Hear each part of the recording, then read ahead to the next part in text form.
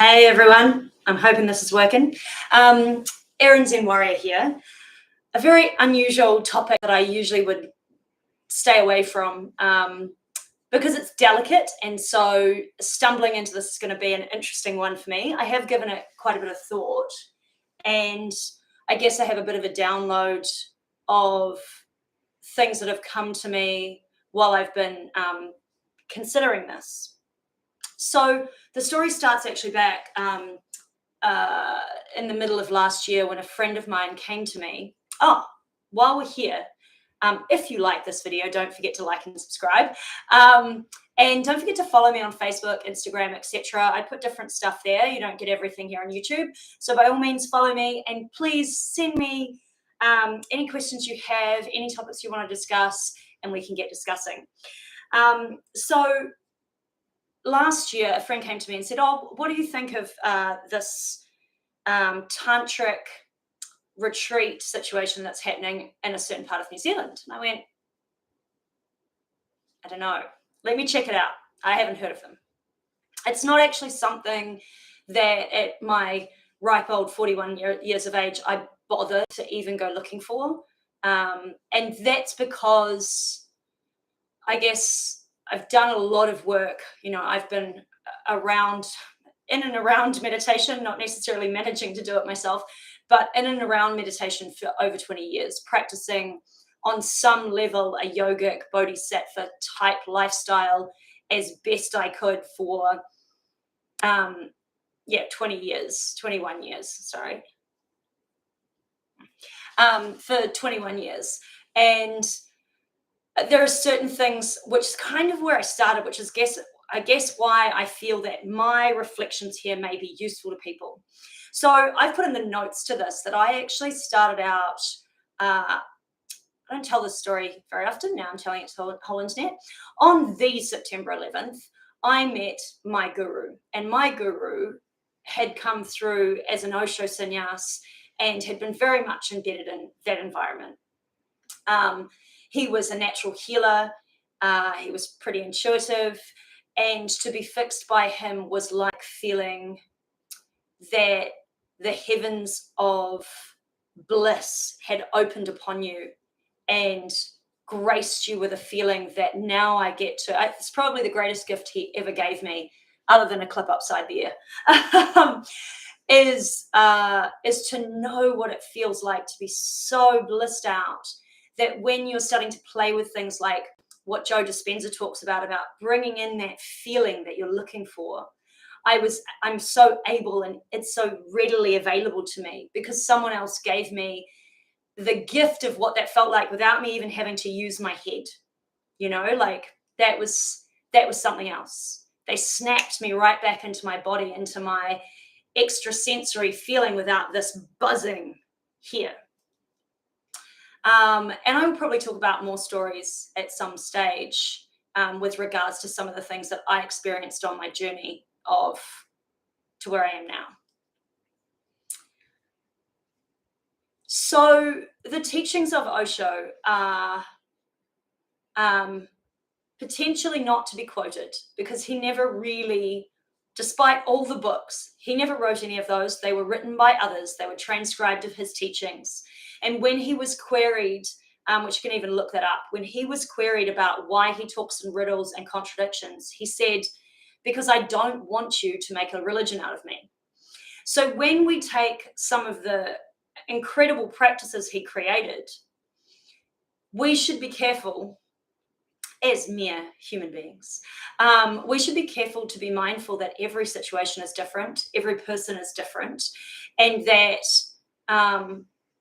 in my experience, a master has a delicacy of foresight into individual human beings to understand what they can and can't take.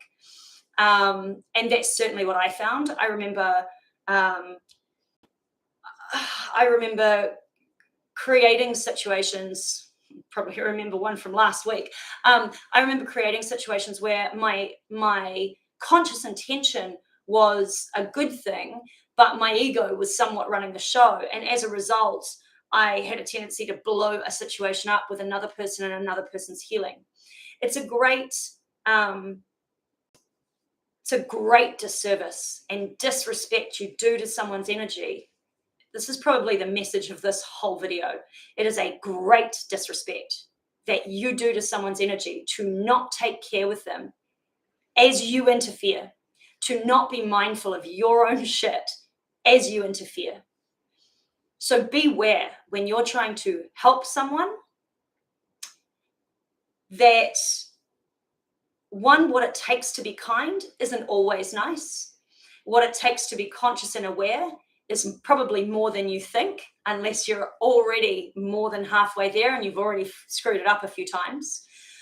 And also, you must be respectful to your own energy as well. And sometimes being respectful to your own energy is to look at a situation, look at your intention to help, and question whether you should even be stepping in there in the first place. Because often people show you who they are. And when they show you who they are, believe them. So there's more, of course, to that, including layers of trauma, etc., that some of us don't see because we don't want to see our own.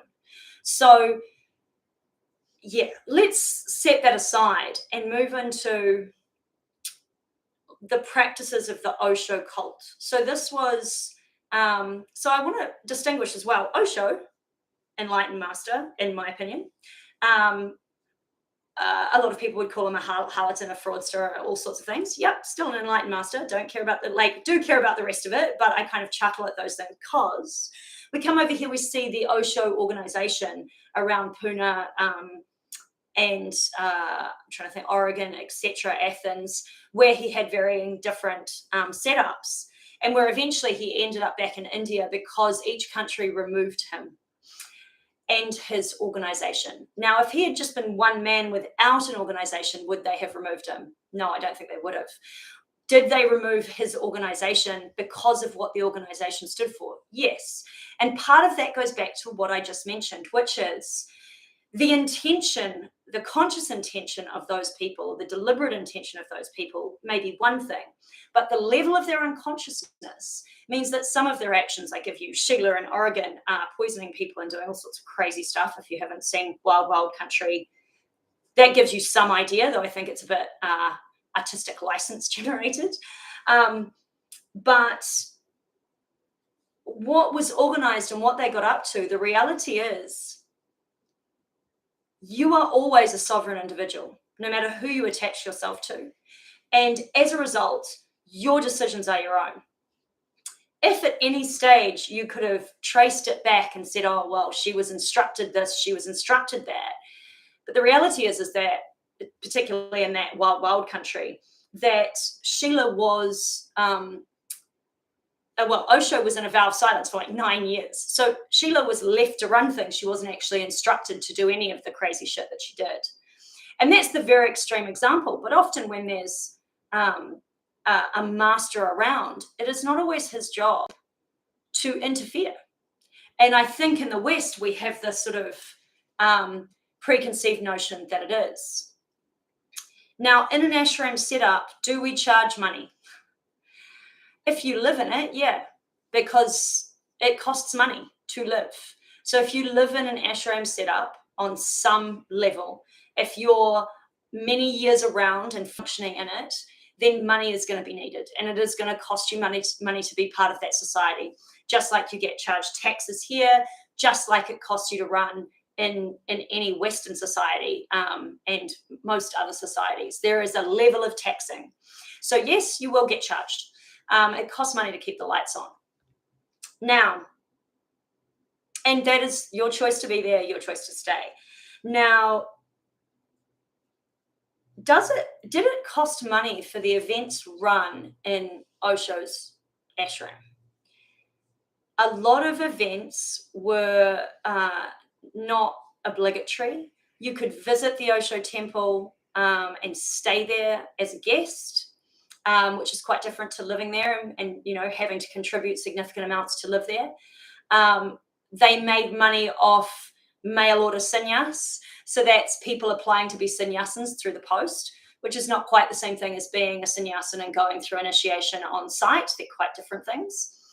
So they definitely set elements up as a business. Am I a fan of the mail order sannyas, personally, sannyas system? Clever business model, but no. Yeah, so there's always going to be a lot of things that go on in those environments where I think people are trialing things out, and it is what it is. And some things work well, some things don't work well. Maybe some things aren't as well thought out as they could be at the time.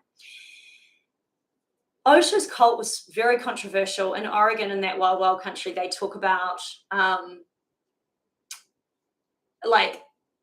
there's a couple that live in nearby Oregon, nearby Portland, and as they go into I'm trying to remember the area that they were actually in. It was a little small town, but little small town, like small town people end up going onto the ashram, and as they drive across the drive into the place, they can see a couple having sex out in the open on a bridge. Now, Osho's setup was known for orgies and all that sort of stuff. Was that part of the process of living there? Not if you didn't want to opt into it. There was lots of dancing, transcendental dance, laughter meditation, other meditations, kundalini meditation. So these have a tantric base to them, because your kundalini is your sexual chakra. And he preached sex to super consciousness. So in a sense, it became a sex cult, because, to summarize, and again, being wary of quoting anything that Osho said, he said that basically, if you can enliven the root chakra, the sexual chakra, you can enliven the whole system. And in yoga, we see this system. We see the root chakra, the life force chakra, this maintenance area, into the heart chakra, throat chakra, third eye, and then into your spiritual zone, where you basically tap into the whole system. So, and when I say the whole system, I mean the energetic system that surrounds us. So once you're up here, you're in alchemy range. You are literally dictating what's happening in your life, instead of being along for the ride unconsciously. So he basically said, if you can enliven this chakra, you can potentially set the whole system on fire. Boom, straight to the top. In my experience, even using tantric meditations, now, up until about 10 years ago, 97% of the world's tantrics were celibate. So we've had quite a change, I would say, in recent years. But the tantric system is not just about sex. It's about your individual system. Sex is just one way that you can enjoy, take pleasure out of it, and enliven that system. So he did not have, nor did he organize sex orgies in order to enliven the system. On the ashram, stuff like that naturally happened as people started to play with kundalini meditations and transcendental dance meditations and catharsis. All of this sort of stuff where they're shaking the physical system naturally enlivens that chakra. And breath work naturally enlivens that chakra. Breathing right down into the root of your system, and then holding that breath and charging it up right up into the top of your head, which is what Joe Dispenza, one of his famous meditations, does, is tantric. That is simple. He's simplified Tantra right down, and it's quite awesome what he's done. So of course, people play with that, and they were also living there, and it was the 70s. And I think that I'm going to go bridge right into the 70s then.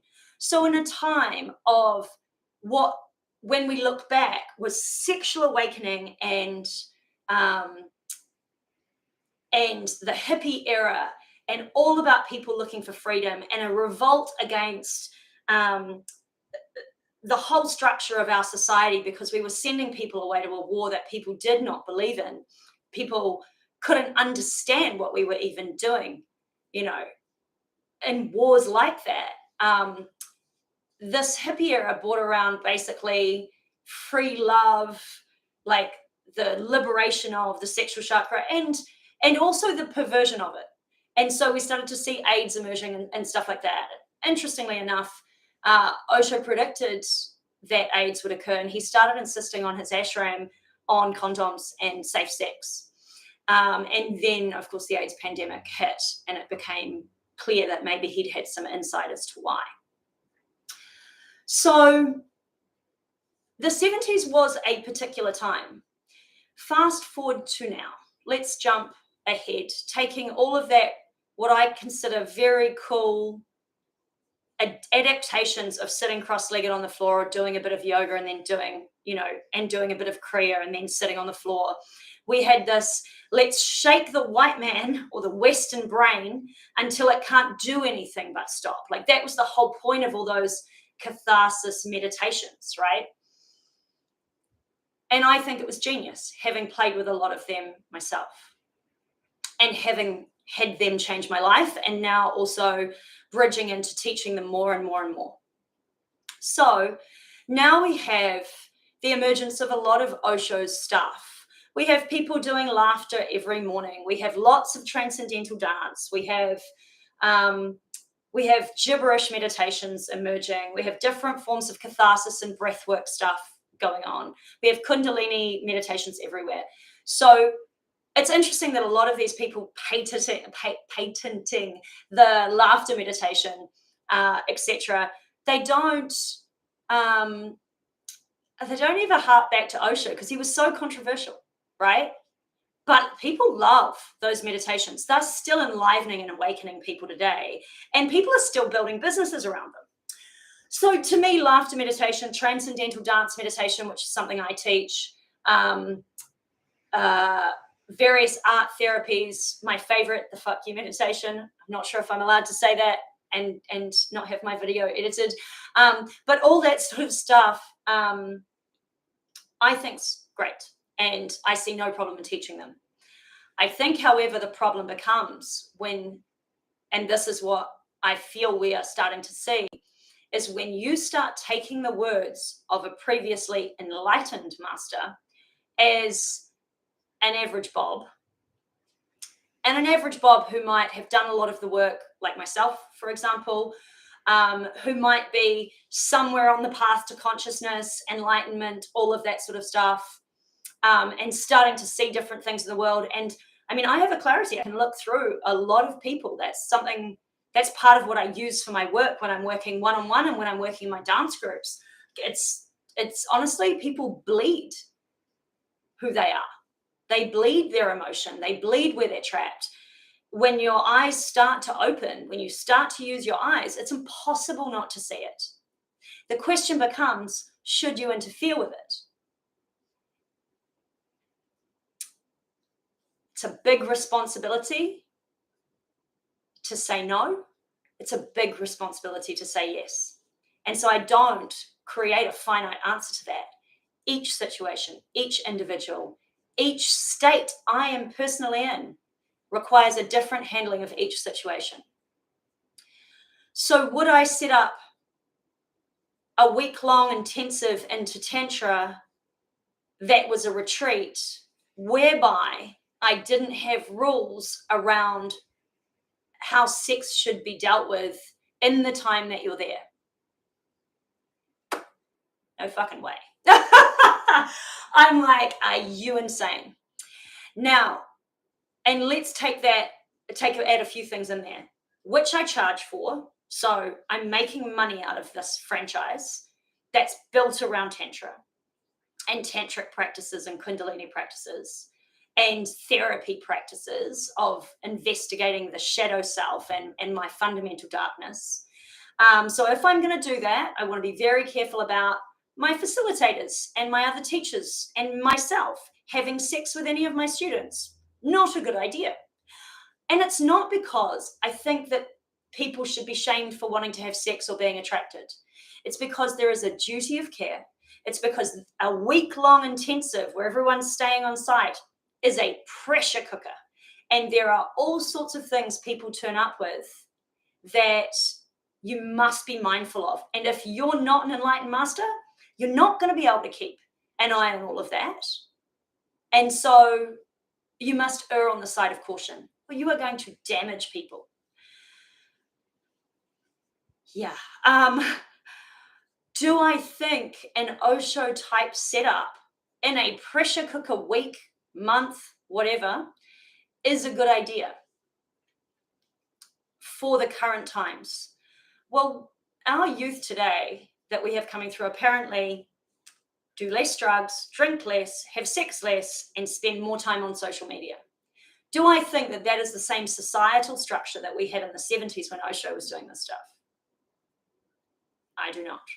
So that said, what was good for them back then may not be good for us now.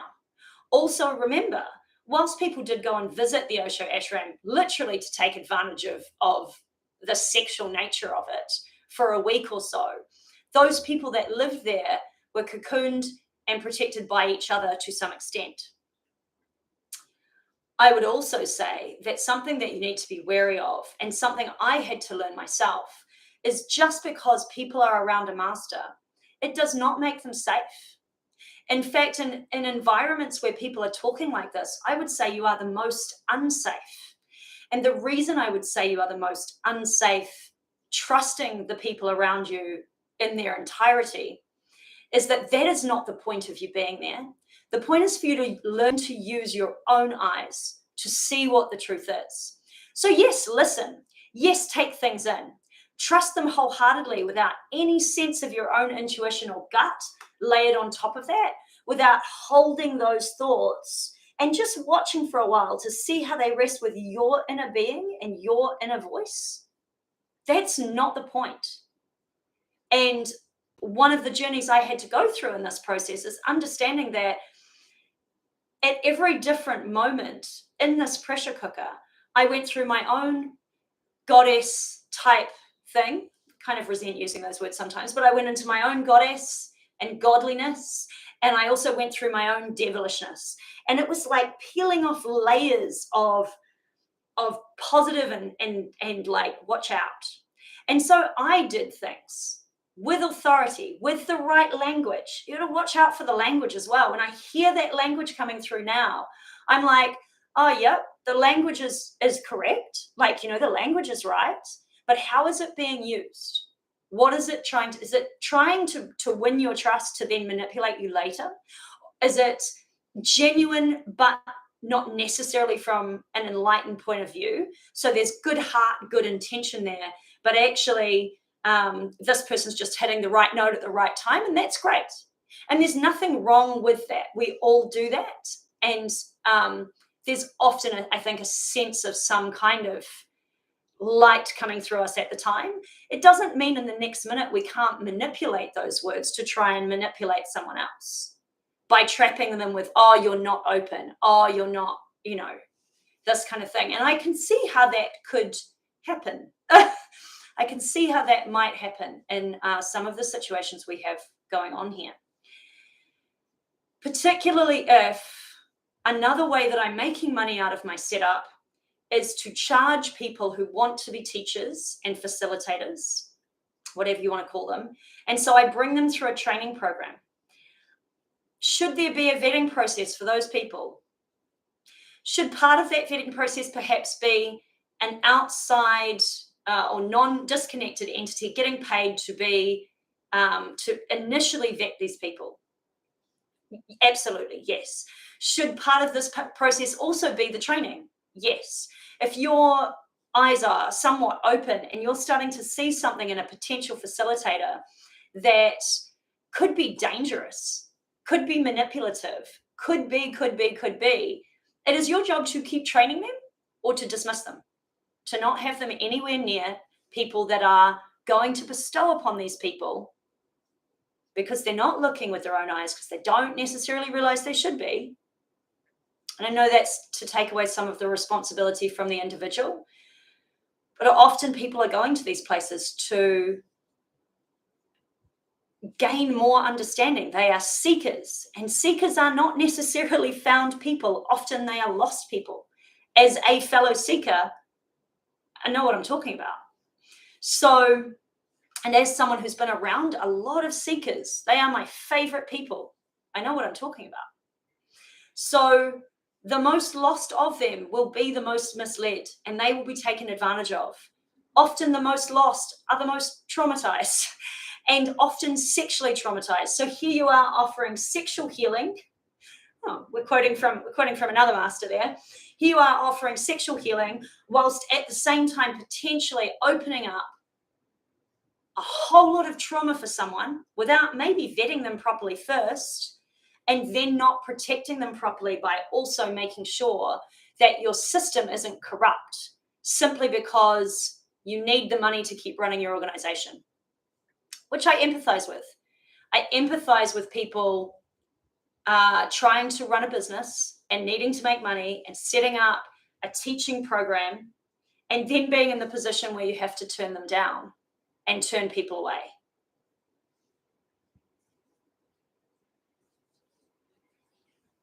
It is my duty not to cause harm.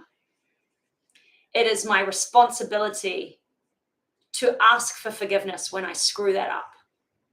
It is also my responsibility to do my damnedest not to screw it up. So if any of you are looking into some of these sacred temples, goddess temples, I just hate the word goddess because it just like goddess and godliness and all of that sort of stuff shouldn't be misused so much. I feel like it's just thrown around all over the place, and it's like, it's your goddess. Yeah, I get it. I totally get it. Just having a reflection over that word, fadisms annoy the shit out of me, to be honest, because people hook into them because they're lost and they're seekers, and so they look into being the yogi or into being it's like, just be and drop all the damn titles. So yeah, moving right along. If you're interested in any of these things, go with your eyes open and with yourself seated in your own resolution to look after yourself and beware. I was actually telling a person about a story in my own ashram the other day, and such an interesting experience for myself. So I had met my guru on September 11th, and I'd spent some time around and I'd started to learn some stuff, and I'd met different gurus at that stage from Hindu and Tibetan Buddhist lineages, including I'd been already inducted into Kriya and a form of Kriya yoga. Peno Rinpoche and the Dragpung Losling and Drukpa lineages were things that I'd been exposed to as well. And I'd started learning about some of the modalities I teach now, which is holistic health from a really interesting standpoint, and really how to use natural foods to cure the body. And then I was suffering in London, and I jumped on a plane and came back home. And I came back home for 9 months. And eventually, and I helped my parents' business out and, did all that sort of stuff. And I was told, to go back home and kind of hook back into an old life was kind of a death. And I didn't care. It's what I wanted to do. I made my own choice. So I went back and I said, I remember taking my mother for a walk and saying, look, I'm going to get a call at some stage. And I guess I must have started to get into the space of knowing this was going to happen. But, I'm going to get a call at some stage, and that call is going to be to come back. And I want to go. Like, I'm ready for that call. And of course, within about 2 weeks of me saying it, lo and behold, there came the call. And I jumped on a plane and I went back. And I went back via the States, and I stayed in an area in the States for a while. And there I was with my crew, and we were hanging out, doing the healthy living thing and sitting around doing meditations and seeing different gurus, and the Dragpung Losling monks were in town. So we were promoting their San Mandala event. And it was beautiful. It was really beautiful. On the first weekend I was back, I met this guy that was referred to as Dr. Love.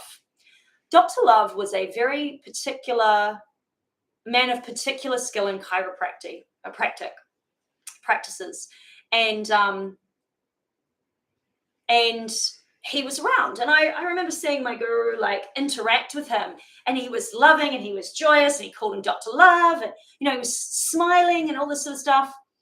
And we went into a bathhouse of saunas and Turkish bathhouse kind of setup. And while we were hanging out in there, this guy who, when I had looked at him, to me looked like a skeleton. And I was quite weirded out by visually what I saw from him. And I have seen things in people my whole life. I've seen creatures and energies and all sorts of things my whole life. And apparently my dad did too, my mother tells me. And I looked at him and I was like, just like, okay. And then he came up to me very kindly at one point and he said, oh, I can see this is out in your spine. Do you want me to fix it for you?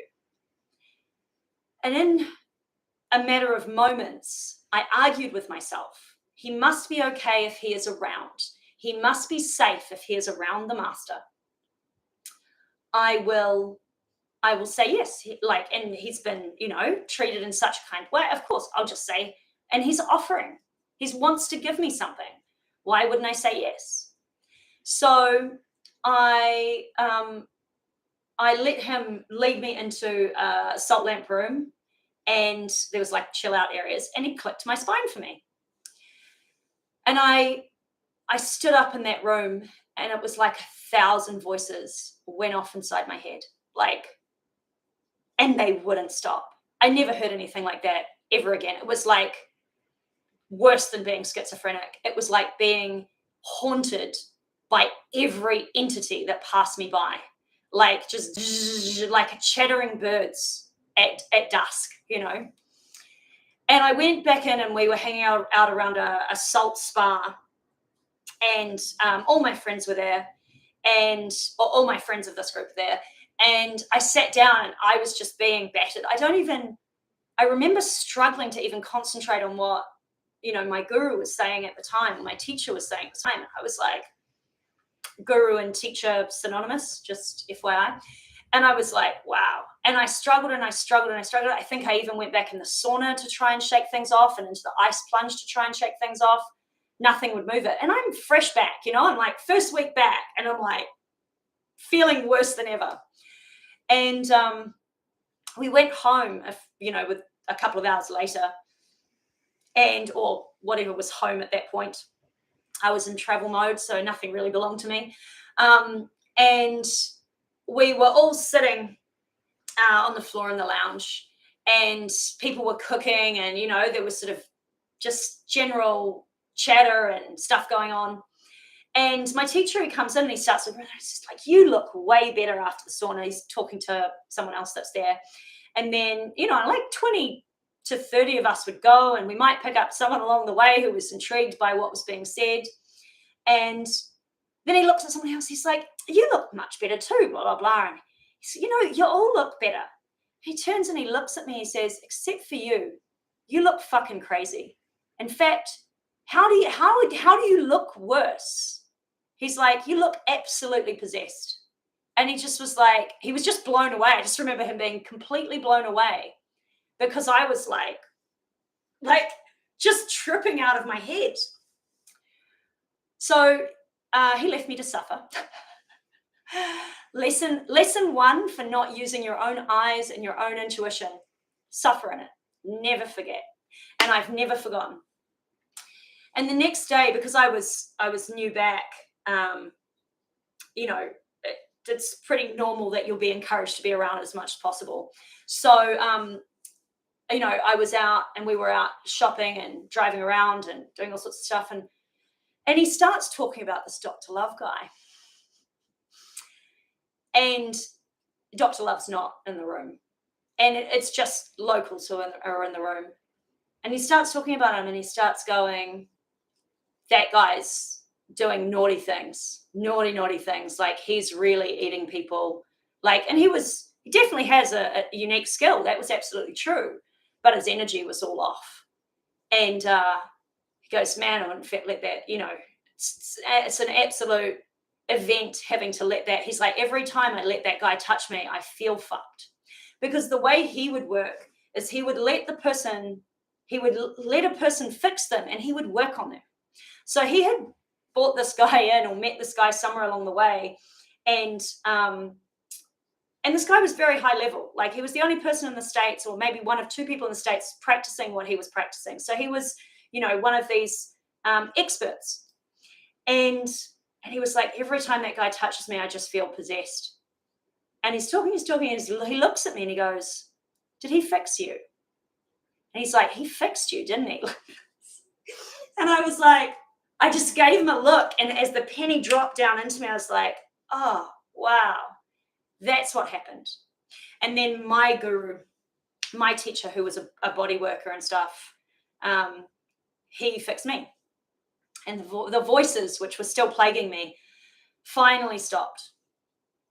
And keeping in mind the great compassion that it takes for a healing Buddha to take on your karma like that, because he would have then had to cleanse himself of the psychosis that had gone off in my mind. And yeah, I was relieved once again within 24 hours. But man, such a lesson. Not everyone is safe who is attracted to this stuff. And one of the reasons is because people want safety. And sometimes when they want safety, they will seek power. And the only power that you have beyond yourself is to attempt to seek power over others. So I'm all for transcendental dance meditations, retreats, week-long intensives. But if it was me running it, there would be no sex on my healing ground. No, thank you. You can take that and do it somewhere else. Not because sex should be shameful, not because it's not about enlivening this chakra, but because you can take a week to be in your own space, to enliven it yourself. And then if you want to take what you've conjured up, what you feel, what you've enlivened, and practice with it, take that away with you. Also, what is wrong with spending 7 days in your own energy, in your own space, working with your own sexuality? I would also be very wary of anyone where a particular image is projected, particularly like the hippie goddess image. I'm sitting here looking like a bit of a school mom with some beads around my neck. Do you know what I mean? Like, because I'm comfortable like this. Because when I woke up today, I went, oh, I want that pattern. And I want to put, bloody camo green tights, fluffy slippers and a shirt with what I'm wearing. Certainly when everyone starts looking the same as each other, there are two reasons for that. One is to strip people of identity. The other is ego projection. So it can look exactly the same, but not be the same. Are people projecting a beautiful image because they want to be seen in a certain way? Or are they deliberately stripping themselves of what they would generally identify with to unidentify with a projection of their own image that they have? And that should be very individual. If you have a teacher, your teacher may indicate to you, hey, you should stop indulging in your narcissism and let your facial hair grow. Or you should cut your hair off and get rid of all that dead energy because you're too attached to your hair and you can't stop playing with it and projecting, projecting personality kind of stuff. So, yeah, I think by all means, check these things out. I think it's an interesting test of your conscious awareness and your intuition to go in and see what is really there. But be very wary of people who are true narcissistic manipulators. And then also be very wary of those who are not enlightened, who don't always have your best interests at heart because they're not enlightened. And so they don't always use the words with the best of intentions because there are unconscious devils acting out in us all the time until we lift the lid on that and reveal who we are. I know this was a very long talk. It's a lot to talk about. And I guess I've been thinking about, my own experiences hanging out in a cult. And I want to be clear, the word cult to me means an organization that centers around an individual or a set of ideals and practices. It's not a place where you go and lose your identity. For me, it was a place where I went and I found mine, and I found a bunch of people willing to love me, but also tell me the truth. as they did it. And some of those things were not easy things to come to grips with, especially in my, whole of my 20s. Basically, I was there for 9 years, and 9 years that changed my life, changed the value of and the nature and the strength of who I am to this day. 9 years that made me stronger, tougher, more compassionate, kinder, got me out of some tricky thinking, some tricky language. I had studied law for 2 years, so I had learned to win any argument, and I was very quickly told off for that crap because it wasn't serving me on my path to seeing who the fuck I was, right? So the way you manipulate the world out there is also how you're manipulating yourself, even if you're quite a conscious narcissist, you will still be manipulating yourself. Remembering narcissism is actually a trauma response and a protection. It's people seeking power to protect themselves because they're very broken inside, in all honesty. And we all, as a result of trauma, have some level of narcissism. And as a result of our society that perpetuates these shitty ideals that you should be successful in a consumerist style, in a capitalistic style, as if anybody gives a shit what car you drove. When I visit over my funeral, I want to see people having a great time, saying what a fucking pain in the ass I was and how it had an impact on their life that they'll never forget. That would be a great funeral to me. That would have been a life well lived. Who gives a shit what I have? If I don't have this, I don't have shit anyway. I'm just very lonely. So yeah, that's pretty much all I have to say. I would love to see some comments on this one. I know it's a super tricky topic. I hope I didn't offend anyone or reinforce any traumas here. I think it's very important, if you're struggling with trauma, if you're struggling with sexual abuse, that you should seek help that works for you. And that doesn't mean I don't think these practices could be useful, but you are within your rights to hold your boundaries. And actually hanging out in the environment I did taught me very strong boundaries of self-protection, not because I'm in danger, but I'm in danger if I trust blindly someone who's out to control me. And so it taught me boundaries and to see people coming and to really open my eyes and to see myself coming. So if you need help, make sure that you get in touch with, different trauma response people to the right area of trauma for you. If it's sexual abuse, there are numbers you can call for that. I should attach the ones for New Zealand. If you need therapy, and you know what, there is always a way to a brighter light. We have to reconcile our past so that we can move into our future. And so it's great to take something that was horribly traumatic and find a way to make something better out of that, even if it's simply being able to hold space for other traumatized people, for the children in your life that need help and support, if it's even just growing levels of compassion. I mean, there are so many positive things that can come out of it, but first you do have to find the healing space for yourself. So to any of those people, if I have offended or stepped on any toes, I really do apologize. It's not my intention at all. It's my intention to encourage people to use their intuition, to use their wisdom, to err on the side of caution when they go into these places, and to really feel out what is good for them.